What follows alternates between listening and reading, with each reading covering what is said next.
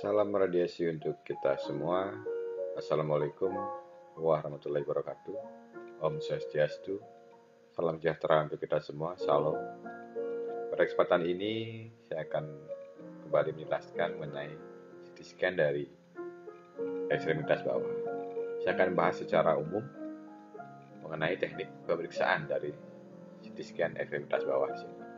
Seperti yang kita ketahui, ekstremitas bawah terdiri dari beberapa bagian, yaitu dari hip joint, ada femur, ada juga keni atau sering disebut genu, ada bagian cruris, ankle, beserta pedis.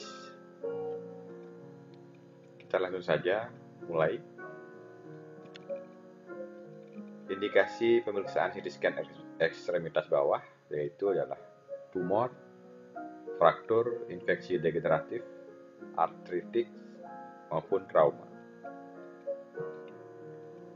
Untuk persiapan pasien CT scan ekstremitas bawah di sini, untuk pemeriksaan yang tanpa kontras tidak ada persiapan khusus, langsung dapat dilakukan pemeriksaan. Kemudian pemeriksaan ekstremitas bawah menggunakan kontras, tentunya pasien sebaiknya dipuasakan kurang lebih 4 jam.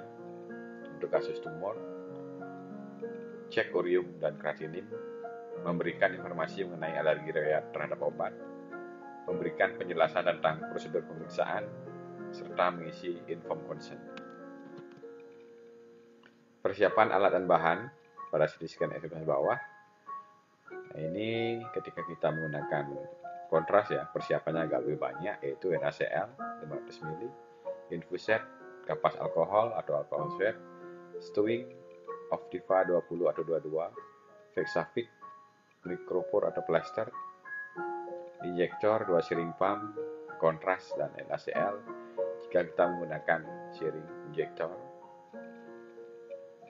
atau kalmestanon atau Decadril, tentunya obat kontras yang kita gunakan. Nah, CT scan ekstremitas bawah di sini adalah penggunaan CT scan untuk menampilkan bagian ekstremitas,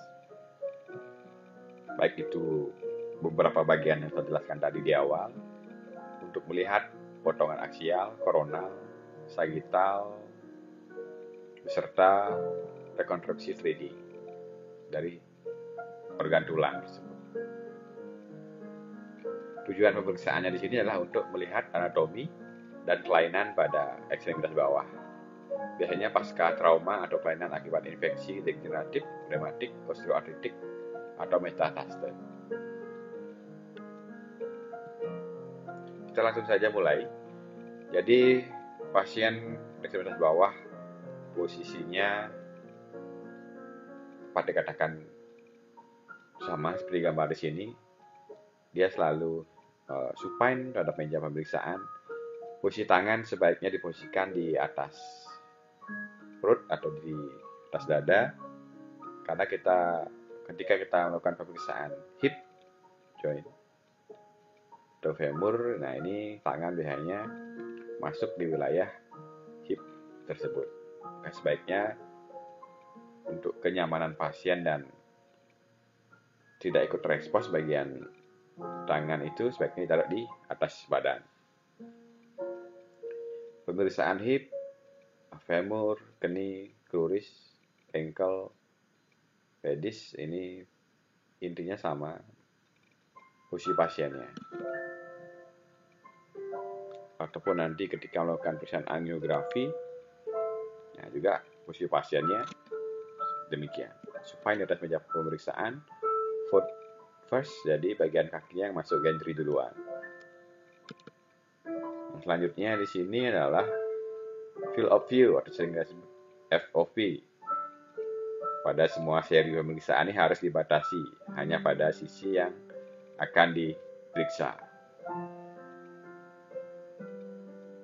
Perkiraan kisaran FOV-nya di sini tentunya berbeda-beda. Ini untuk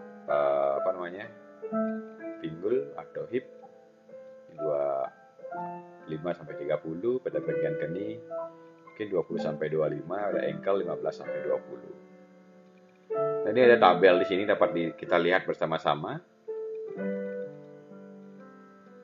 Ada hip, ada keni, ada ankle di sini. Kernel atau algoritmanya bone semua. Ini ada Excel rekonstruksinya, dapat kita lihat 2 sampai 2,5 kali 2 sampai 2,5 untuk hip. Demikian juga seterusnya untuk keni dan ankle dapat kita lihat bersama-sama. Kemudian ada multiplanar reformat atau kita sebut MPR-nya di sini.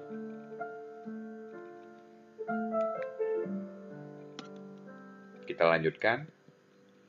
Nah, di sini ada bagian full dari ekstremitas bawah. Bisa lihat gambar hip-nya. Kurang lebih kalau kita melakukan pemeriksaan hip joint, di batas code-nya atau topogramnya itu ya cukup bagian hip-nya saja. Jadi ketika kita melakukan pemeriksaan pada kni atau genu, ini batas topogramnya ya bagian segini. Genunya tercakup semua, kninya tercakup semua. Untuk ankle cukup segini. Ketika kita melakukan pemeriksaan femur, nah, dari atas ini, antara crista iliaca sampai pertengahan persendian dari keni di sini. Untuk kluris juga sama di sini. Dari klurisnya tampak tercakup semua. Jadi menyesuaikan dengan pemeriksaan yang diperlukan atau dibutuhkan. Misalnya pasiennya foto hip. Jadi rekan-rekan membuat polimesinya besar. Programnya dari crista iliaca sampai sini, sampai pertengahan dari persendiannya, genu. Kan sayang di sini radiasinya terlalu besar di pasiennya, maka cukup bagian hip saja. Ketika yang diminta, kecuali yang dimintanya bagian femur ya oke, kita ambil semuanya di sini.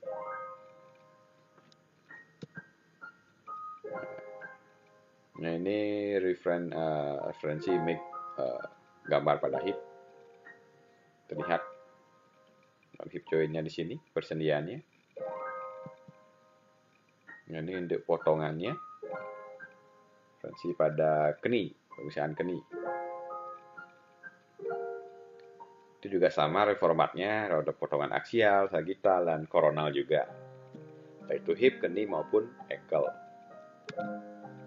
Nah ini untuk referensi gambar pada keni. Seperti ini gambarnya nanti.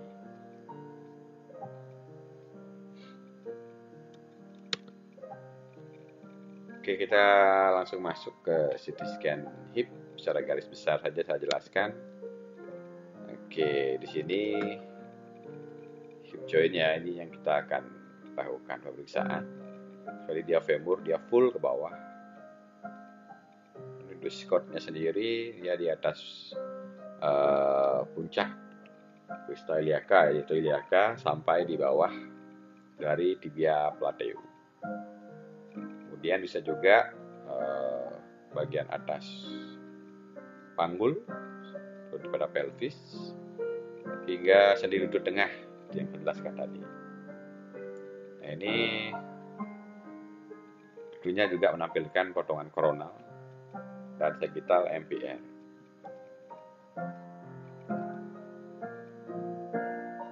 Nah ini untuk skot dan MPR bilateral. Ini batasnya, polimasinya. Dari hip sampai ke femur secara keseluruhan. Dari potongannya nanti juga ada menghasilkan potongan koronal, tentunya juga sagital juga dapat diformat. Potongan 3D juga bisa diedit sesuaikan dengan keinginan yang diperlukan. Kemudian CT scan ankle, indikasinya untuk menentukan secara tepat luasnya fraktur yang rumit dengan edema dan dislokasi, untuk mengevaluasi fungsi sendi, untuk mengukur derajat dan lokasi artritis pada suatu sendi, untuk lokalisasi benda asing,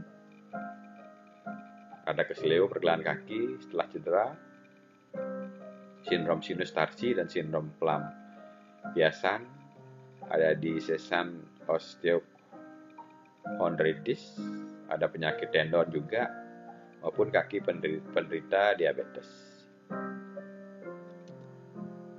Nah, di sini posisinya pasiennya juga sama supine di atas meja pemeriksaan. Ketika yang diperiksa satu kaki, satu ankle, ada salah satu kakinya yang tidak diperiksa ditekuk. Ketika dibuat kedua ankle, kedua kakinya lurus. Oke, lurus, ini seperti menapak. Ya.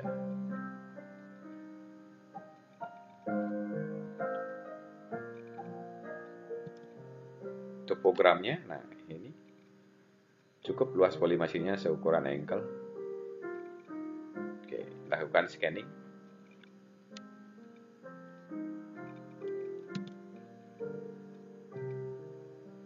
Di sini ankle atau distal tibia, ini protokolnya di sini. Dapat kita lihat standarnya 3x3 mm yang digunakan. 3x1, 3x3 mm. Ini untuk potongan sagittal juga bisa dilihat, potongan koronalnya. Nah, ini untuk mortis sagittal. Oke.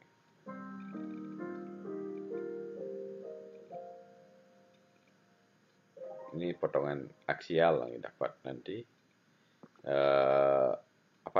Topogramnya dia potongan sagittal. Ini mortis koronal. Potongan koronal. Dia pakai topogramnya dari aksial. Mortis sagittal juga dari aksial potongannya. Dan perbedaan irisannya terlihat di sini. Kemudian pada pedis juga dapat dilakukan scan. Nah, ini pedis bagian tengah ya. Potongan sagittal diambil dari topogram aksial. Nah, irisannya seperti ini. Kemudian coronal oblik, sagittal sini. Aksial diambil dari topogram dari sagittal, oblik aksial, nah ini dari gambar sagittal. Iris-irisannya 3x3 mm semua. Saya rasa ketika rekan memahami mengenai anatomi, tidak akan kesulitan membedakan atau membuat irisan sagittal, koronal maupun aksial.